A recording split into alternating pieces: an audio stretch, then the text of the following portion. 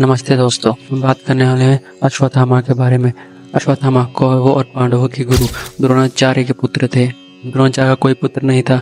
तब द्रोणाचार्य ने भगवान शिव की और उनसे वरदान मांगा कि आपके ही जैसा कोई पुत्र मुझे मिले। तो भगवान शिव ने उन्हें वरदान दिया कि मेरे जैसा ही आपको एक पुत्र प्राप्त होगा। उसके बाद अश्वत्थामा का जन्म हुआ।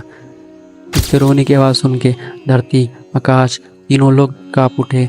वो घोड़े की तरह हिंगा रहा था, इसलिए उसका नाम अश्वत्थामा पड़ा। अश्वत्थामा इतना बलवान था कि वो अकेले ही पांडवों की पूरी सेना को खत्म कर सकता था।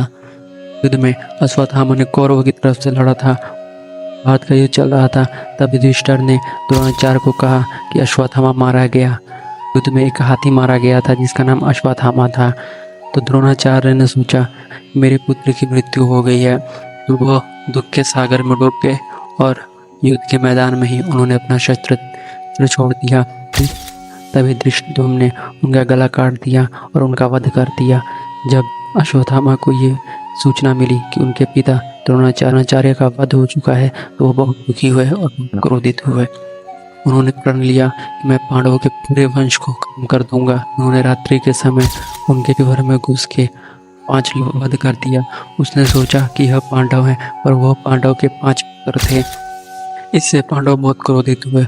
वह अश्वत्थामा को मारना चाहते थे, पर अश्वत्थामा ने ब्रह्मास्त्र का उपयोग किया। ब्रह्मास्त्र को रोकने के लिए अर्जुन ने अपना ब्रह्मास्त्र छोड़ा।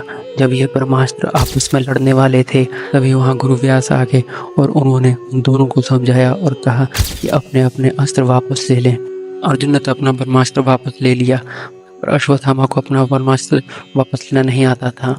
गुरु व्यास ने उसे कहा कि तुम इस अस्त्र को किसी पहाड़ पे छोड़ दो, पर आप बहुत क्रोधित था। वह पांडवों के पूरे खानदान को, पूरे वंश को खत्म करना चाहता था, इसलिए उसने ब्रह्मास्त्र को उत्तरा के घर की तरफ छोड़ दिया। पर भगवान श्री कृष्ण ने अपने चक्र से ब्रह्मास्त्र का वार विफल कर दिया। और भगवान श्री कृष्ण अश्वत्थामा के इस कार्य से बहुत क्रोधित हुए। उन्होंने उसे श्राप दिया कि तुम अनंत काल तक ऐसे ही भटकते रहोगे। तुम्हारे शरीर से खून निकलेगा, बदबू आएगी, लेकिन तुम्हारी कोई सहायता कोई नहीं करेगा। तुम ऐसे ही तड़पते रहोगे